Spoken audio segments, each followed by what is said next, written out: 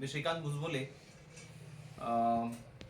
Teacher exam कट्टा या चॅनलवर तुम्हा सगळ्यांचं स्वागत आहे. पहिल्यांदाच चॅनलला सबस्क्राईब केलं असेल तर पवित्र पोर्टल रिक्रुटमेंट संदर्भातील अधिक माहितीसाठी सगळ्यांनी चॅनलला सबस्क्राईब करा, जेणेकरून इथून पुढचे अपडेट तुम्हाला एका क्लिकवर मिळून जातील. मित्रांनो, काल आपण एससीच्या कट ऑफ संदर्भात काही अंदाज बांधलेले आहेत आणि बहुतांश विद्यार्थी त्या संदर्भामध्ये सहमत आहेत. आणि तो अंदाज जो आहे तो आकडेवारीवर आणि 3 वर्ष हे ज्या प्रोसेसमध्ये मी आहे, तर मी म्हणत होतो की 3 वर्ष आपण हे ज्या प्रोसेसमध्ये आहोत, म्हणजे 3 सायकल मी जे ह्या प्रोसेसमध्ये आहेत त्याचा अनुभवचाही यामध्ये खूप मोठा भाग आहे. तर मित्रांनो, एससी संदर्भातील कट ऑफ संदर्भात बहुतेक कॅन्डिडेट सहमत आहेत आणि बऱ्याच विद्यार्थ्यांची मागणी अशी होती की एनटी संदर्भात व्हिडिओ द्या सर, एसीबीसी संदर्भात व्हिडिओ द्या, ईडब्ल्यूएस संदर्भात व्हिडिओ द्या, ओबीसी संदर्भात व्हिडिओ द्या. मित्रांनो, इतरांसारखं फक्त माहितीसाठी माहिती देण्याचा माझा उद्देश नाही. इतक्या विद्यार्थ्यांच्या मनामध्ये जी धाकधूक लागून राहिलेली आहे की कट ऑफ किती जाईल, प्रत्येक कॅटेगरीचा कट ऑफ किती जाईल, अशी जी विद्यार्थ्यांच्या मनात धुकधुक आहे, तिला काहीतरी ऑथेंटिक आणि जरा शास्त्रीय पद्धतीने उत्तर देता येईल असा माझा प्रयत्न आहे. पण पहिली गोष्ट लक्षात ठेवा मित्रांनो, की हा जो आपण कट ऑफ सांगतो आहोत तो हा एक अंदाज आहे. हा गेस आपण करतोय आणि तो जास्तीत जास्त जवळ कसा येईल त्यासाठी माझे प्रयत्न असतात. त्या संदर्भाने माझी जे अनुभवी आहेत या विषयातले त्यांच्याशी चर्चा असते. माझा स्वतःचा अनुभवही त्या बाबतीत असतो, काही सत्सद विवेक बुद्धीचा. या संदर्भामध्ये बऱ्याच विद्यार्थ्यांनी जशी मागणी केलेली आहे तसं जो विश्वास दाखवलेला आहे, त्या विश्वासाला पात्र ठरण्यासाठी सगळ्यांचा एक कॉमन व्हिडिओ बनवणं 5-10 मिनिटाचा आणि त्यामध्ये सगळ्यांचं सांगणं असं काही होणार नाही आणि ते शक्य नाही. इतका विश्वास दाखवल्यावर तर तो गुन्हा केल्यासारखं वाटेल. हा जो व्हिडिओ आहे याच्याशी किती हा जो अंदाज आहे याच्याशी बहुतेक जण सहमत असतील नसतील, तरी पण माझा जो अंदाज आहे, माझं जो कर्तव्य आहे आणि विद्यार्थ्यांची जी मागणी आहे त्या अनुषंगाने मी माझं मत, माझा अंदाज तुमच्यापर्यंत पोहोचवतो आहे. आज आपण जो व्हिडिओ घेणार आहोत किंवा आज आपण जो कट ऑफचा अंदाज पाहणार आहोत तो आपण अंदाज घेणार आहोत ओबीसी या कॅटेगरी संदर्भात. मित्रांनो, ओबीसीचे 65,000 प्लस विद्यार्थी या प्रोसेसमध्ये आहेत आणि सगळ्यात मोठी कॅटेगरी, सगळ्यात जास्त कॉम्पिटिशन जे आहे ते ओबीसी मध्ये आहे. आता हे ठीक आहे की ओबीसीचे मधले जे टॉपर्स आहेत, एकदम टॉपचे विद्यार्थी आहेत, ते टॉपर्स कुठे जाणार आहेत? हे टॉपर्स ओपन मध्ये काउंट होतील असा ओबीसीच्या कॅन्डिडेट ओबीसी विद्यार्थ्यांचा काय आहे? विश्वास आहे. ठीक आहे, तो सारथी आहे, त्या बाबतीमध्ये आपल्याला काही म्हणायचंही नाही. आणि हे टॉपर्स कुठपर्यंत पाहता येतील मित्रांनो? तर हे टॉपर्स पाहता येतील आपल्याला 141 पासून पुढचे आपण टॉपर्स गृहीत धरूया. 141 पासून पुढचे टॉपर्स म्हणजेच नंबर 1 चा टॉपर ते सगळ्यात पहिल्यांदा 141, 42, मग 80, अगदी 90 पर्यंत असले तरीही असे टॉपर्स किती आहेत? असे टॉपर्स आहेत 1543. म्हणजे जे टॉपर्स आहेत ज्यांची जाण्याची शक्यता आहे, कुठे टॉपर्स मध्ये जाण्याची शक्यता आहे, ओपन मध्ये जाण्याची शक्यता आहे 141च्या पुढचे.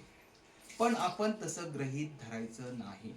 141 हा आकडा खूप कमी होईल बहुतेक, कारण मी विद्यार्थ्यांना पाहिजे की काही विद्यार्थ्यांचं म्हणणं असं आलं की ओबीसी विद्यार्थ्याचं की सर मला 141 मार्क आहेत, मग मी ओपन मध्ये सुद्धा काउंट होऊन, किंवा मग काही विद्यार्थ्याला 135 आहे तर त्याचं म्हणणं असं आहे की सर मला 135 आहे, जे ओबीसी मधले टॉपर आहेत ते ओपन मध्ये काउंट होतील ना. पण ही गोष्ट लक्षात घ्या की ओबीसी मध्येच फक्त टॉपर नाही आहेत, प्रत्येक कॅटेगरी मधले टॉपर आहेत आणि ते ओपन मध्ये जाणार आहेत. त्यामुळे ही ओपनची जी टॉपरची मर्यादा आहे ती वाढवावी लागेल. त्यामुळे 151च्या पुढचेच विद्यार्थी ओबीसी मधले आपण असं धरूया की ते ओपन कडे जातील. 151 मार्काच्या पुढे ज्यांना मार्क आहेत 200 पैकी, तेच काय होतील? ओपन मध्ये काउंट होतील. आणि असे विद्यार्थी आहेत 550 विद्यार्थी, जवळपास 550 विद्यार्थी आहेत जे 151 पासून पुढे आहेत. असे 551 विद्यार्थी गृहीत धरा की हे काय झाले? तुमच्या त्या 1,500 टॉपर मधून मायनस झाले. 1,500 टॉपर म्हणून हे 550 मायनस झाले. निश्चितच खाली थोडा आकडा येईल, आपलं 135 पर्यंत येऊन जाईल, 141 पर्यंत येऊन जाईल. ठीक आहे, हे झालं गृहीत धरलं.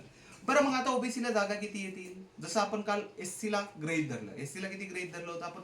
15,000 जागापैकी 13% जागा गृहीत धरून त्या हिशोबाने आपण त्यांचं काउंट केलं होतं आणि त्यातही 450 जागा आपण कमी पकडल्या होत्या.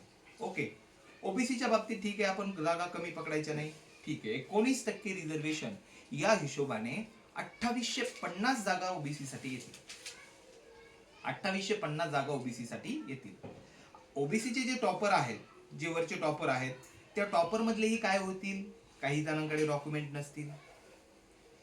500 तर आपण गृहीत धरलेला आहे, कुठे जाणार आहे? ओपन मध्ये जाणार आहे, तेही गृहीत धरले.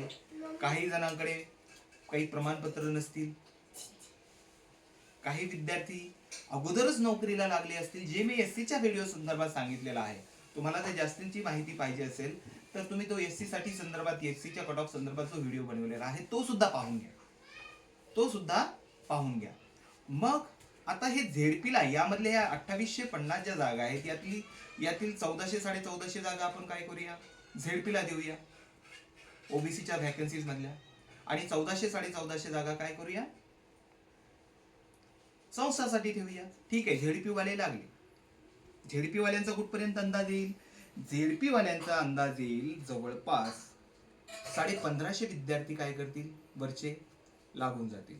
35 ते 40च्या दरम्यानचे विद्यार्थी आहेत ओबीसीचे, 135 ते 140 झेडपीच्या रेंज मध्ये आहेत असं धरूया. कारण त्यातलेही जे टॉपर होते, सगळ्यात वरचे जे ओबीसीचे टॉपर होते, जे 151च्या वरचे आहेत, जवळपास 550 विद्यार्थी, ते ओपन मध्ये गेले असं आपण काउंट धरले, ते मायनस झाले ओबीसी मधून. त्यातलेही काही राहणार आहेत, कारण काही जणांचं एज बार असेल वगैरे जे वगैरे, त्यात तो मुद्दा वेगळा राहील. मग आता राहिल्या किती जागा? 1400 1450, चला मॅक्सिमम आपण 1500 जागा पकडूया. आता 1500 जागा राहिल्या, कशासाठी राहिल्या? संस्थांसाठी राहिल्या. संस्थांसाठी ह्या ज्या जागा राहिल्या याच्यासाठी एक असतील. हे तत्व जसं एससी ला लागू होतं तसं ओबीसी ला लागू होणार. संस्थेवरच्या व्हॅकन्सीसाठी, संस्थेवरच्या व्हॅकन्सीसाठी जर 1500 जागा, या 1450 1500 जागा गृहीत धरून त्याला गुणिले 3 केलं तर याची जागा होतात 4,500 जागा होतात. आणि या 4,500 जागा या मुलाखतीसाठी आहे. म्हणजे मुलाखतीसाठी या 4,500 जणांना बोलवण्यात येणार झालं आणि त्यांच्यापैकी आता तरी सिलेक्शन होणार झालं. आता या 4,500 जणांपैकी कोणी लागलेलं असेल, कोणी अब्सेंट राहील, कोणाकडे डॉक्युमेंट्स नसतील, तेही बाद होणार आहेत. त्या जागा व्हॅकंट राहून नंतर पुन्हा दुसऱ्या फेजला कामाला येतील, ही सत्यता आहे. यातल्याही जागा नंतर व्हॅकंट राहणारी गोष्ट खरी आहे. दुसऱ्या राऊंडला ज्या जागा येतील, गव्हर्नमेंट थ्रू ज्या जागा येतील त्या तर राहणार झाल्या, यातल्या व्हॅकंट पोस्टही राहणार झाल्या. ओबीसी साठी एक फायदा आहे की तुमचे जे टॉपर आहेत ते टॉपर काय करणार आहेत? ते टॉपर ओपन मध्ये जाणार आहेत.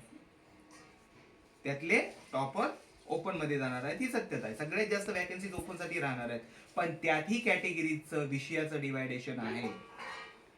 हा अंदाज तंतोतंत लागू होणार नाही. मॅथ आणि सायन्स साठी कुणी मॅथ आणि सायन्स साठी पात्र आहेत आणि त्याच्यासाठी जागा जर जास्त असतील तर निश्चितच त्याचा कट ऑफ तिथे कमी येईल. आणि ज्या जागांसाठी कट ऑफ कमी असेल, आपलं जागा कमी असतील, तिथे कट ऑफ हा जास्तीचा येईल.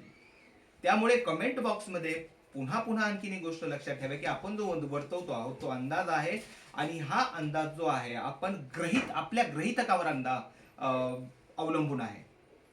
आपलं गृहीतक म्हणजे काही विज्ञानाचा नियम नाही, H2O बरोबर पाणी. आपला गृहीतक हे सामाजिक शास्त्रामध्ये येतं आणि हा अंदाज, सामाजिक शास्त्राचा अंदाज काही तंतोतंत खरा नसतो. त्यामुळे कमेंट करताना हे लक्षात घ्या की मी पुन्हा सांगतोय, तुम्हाला हा अंदाज असाच येईल या बाबतीमध्ये मी तुम्हाला 100% शाश्वती देऊ शकत नाही. मी काढलेल्या अंदाजाप्रमाणे ओबीसी कॅटेगरी ज्यांना 120 मार्कच्या पुढचे मार्क आहे, जे की 6000 या क्रमांकापर्यंत येऊन थांबतात, 6000 या क्रमांकापासून थांबतात, त्यांना संधी खूप मोठी आहे. 6000 जे टॉपर्स आहेत. आता आपण गृहीत धरतोय, ध्यानात ठेवा, आपण गृहीत धरतोय की इतक्या जागा येतील. जर 15,000 जागा आल्या तर अर्ध्या संस्थेकडे, अर्ध्या झेडपी साठी. पण या संस्थेच्या आणि झेडपीच्या गुणोत्तरामध्ये बदल असू शकतो. एककडे 1000 येतील, एककडे 2000 येऊ शकतात. विविध विषयांच्या त्या विषयाचंही डिवायडेशन आहे. त्या दृष्टिकोनातून विचार करा. कुणाच्या काही शंका असतील तर त्या पुन्हा कमेंट बॉक्समध्ये विचारा, मी नक्कीच त्याचं उत्तर देईल. आपण आज ओबीसीवर बोललोय, त्यासाठी कुणीही फक्त ओबीसी कॅटेगरीवर बोललोय म्हणून कुणीही राग मानू नका. बाकीच्यांचे जे व्हिडिओ आहेत मी NT वरही प्रॉमिस केलेला आहे आणि मी विद्यार्थ्यांना बहुतेक करून सांगितलेलं आहे की उद्या परवा 2-3 दिवसांनी कोणाला व्हिडिओ टाकणार आहे हे. पण ओबीसीच्या विद्यार्थ्यांना मी काल प्रॉमिस केलं होतं की ओबीसी संदर्भातील व्हिडिओ हा उद्या येईल. हा माझा अंदाज आहे, हे लक्षात असू द्या. आणि कुणीही हार मानायची गरज नाही. जर शासनाचं धोरण बदललं, शासनाने 2026 मध्ये मोठी भरती करण्याचं जाहीर केलेलं आहे. जर उद्या काही घडामोडी घडल्या, मराठी शाळांचा विषय मुद्दा आणखीनही लावून धरण्यात आला, मध्येच पुन्हा आणखीन फेब्रुवारीमध्ये मुंबईचं अधिवेशन येणार आहे, त्यावेळेस जसं नागपूर अधिवेशनात मुद्दा गाजला शिक्षक भरतीचा आणि मराठी शाळांचा समायोजनाचा, संच मान्यतेचा, तसाच मुद्दा जर अजूनही पुन्हा फेब्रुवारीच्या अधिवेशनामध्ये गाजला तर विश्वास ठेवा, या जागा खूप मोठ्या प्रमाणात वाढणार आहेत आणि त्यासाठी आपण सगळे प्रयत्न करणार आहोत. आपण सगळे सपोर्ट करणार आहोत. तुम्हीचाही सपोर्ट आमच्या सोबत राहणार आहे. विद्यार्थी मित्रांनो, आपण काय कृती करतो किंवा तुमचे जे कमेंट येतात, सर यासाठी प्रयत्न करा, यासाठी प्रयत्न करा. आता काही गोष्टी अशा असतात की शासकीय नियमामध्ये आपण अडकता कुठे कामा नये. त्यामुळे आपण प्रत्येक गोष्टी काही इथे मोठेपणा म्हणून सांगण्यात अर्थ नाही. तुमच्या काही शंका असतील तर नक्कीच विचारा. ओबीसीच्या कट ऑफच्या संदर्भामध्ये ध्यानात ठेवा की 120च्या पुढच्या विद्यार्थ्यांना फर्स्ट फेजला नक्कीच संधी असणार आहे. त्यामध्ये विशेष करून सायन्सच्या जागा जास्तच राहतात हे तर आपल्याला माहितच आहे. पण सेकंड फेज ही येणार आहे, ही गोष्ट ध्यानात ठेवा. हा एकाच प्रोसेसचा भाग आहे. कुणी लवकर येतील आणि कुणी लवकर हे होणार आहे, कुणी उशिरा, कुणाला उशिरा संधी येणार आहे. त्यानंतरही 7-8 हजार विद्यार्थ्यांना पुन्हा संधी राहणार आहे. त्या सेकंड फेज नंतरही 2022च्या जागा व्हॅकंट राहिलेल्या आहेत. त्या संदर्भामध्ये काम चालू आहे. एक पद एक बिंदू वगैरे गोष्टी जर लागू झाल्या, खाजगी संस्थांना जर वेटिंगचा नियम लागू झाला तर तो सगळ्यांच्याच फायद्याचा असणार आहे. ही गोष्ट सगळ्यांनी ध्यानात ठेवा. मुलाखतीवर गेल्यावर बऱ्याच विद्यार्थ्यांची तक्रार असते की सर पैसे वगैरे लागतात, पण ही गोष्ट ध्यानात ठेवा. 20-25-50% संस्था, 20-25 कमीत कमी 25-30% संस्था तरी अशा देवाणघेवाणीमध्ये विश्वास ठेवत नाहीत. आणि ध्यानात ठेवा, 3 विद्यार्थ्यांना मुलाखतीसाठी गव्हर्नमेंटनं पाठवलेलं आहे. त्या तिघांपैकी कोणीही ओळखीचा नाही, तिघांपैकी कोणीही पैसेवाला नाही. अशा परिस्थितीमध्ये तिघही पैसे भरू शकत नाही. अशा परिस्थितीमध्ये त्या तिघांपैकी एकाला घेणं आहे की नाही. शासनाने दूरदृष्टीने हे पाऊल उचललेलं आहे. त्यामुळे पहिल्यासारखा बाजारभाव होणार नाही असं मला तरी वाटतं आहे. तुम्हाला जे वाटत असेल ते कमेंटमध्ये मन मोकळेपणाने मांडू शकता. त्या बाबतीत माझी काहीही हरकत नसणार आहे. पुढच्या व्हिडिओमध्ये आपण NT कॅटेगरी संदर्भामध्ये पाहणार आहोत, जो की उद्या आपल्याला पाहायला भेटेल. चॅनलला सबस्क्राईब केलं नसेल तर परत एकदा चॅनलला सबस्क्राईब करून घ्या आणि फॉरवर्ड करा, शेअर करा. धन्यवाद.